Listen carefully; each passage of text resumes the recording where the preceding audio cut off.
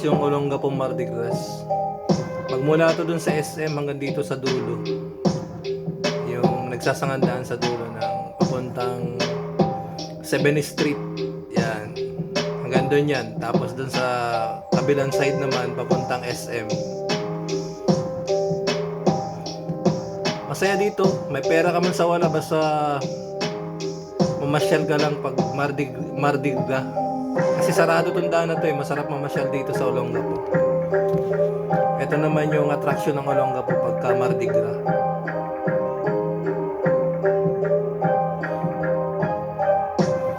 Banding-banding ba?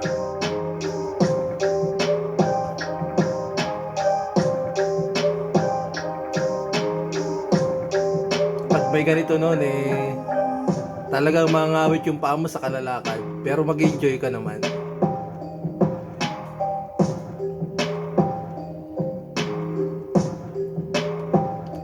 Ito yung Olongapo Mardi Gras guys ha.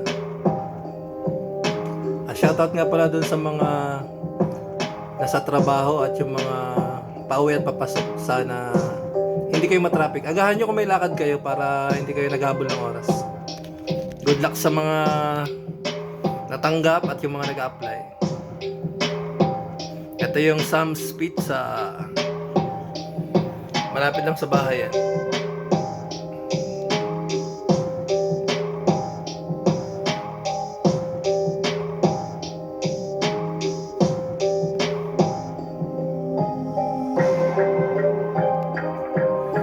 Gandang manood dito ng mga concert guys. Kahit sa yung loob ng mga bar, pwede kang manood dyan. May mga kainan din dyan. Pero mas maganda rin yung dito sa labas. Open air ka. Kahit abutan ka pa dyan ng umaga. Magdamag naman to guys.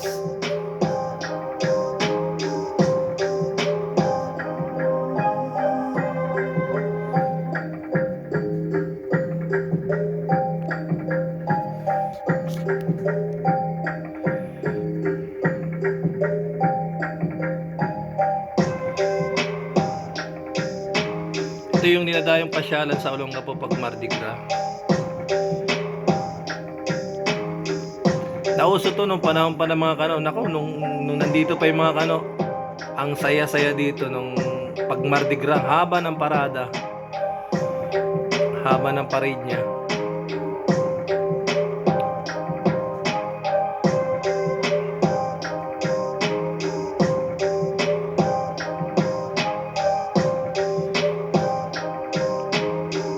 Ang ganda dito, ang kagandahan dito guys sa Olongapo.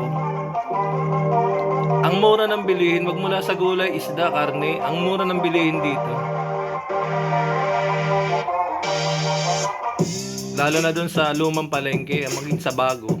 Pero sa bago, okay lang din, pero mas maganda sa luma ka pumunta. Dahil doon din galing yung paninda nila. As in, ang ganda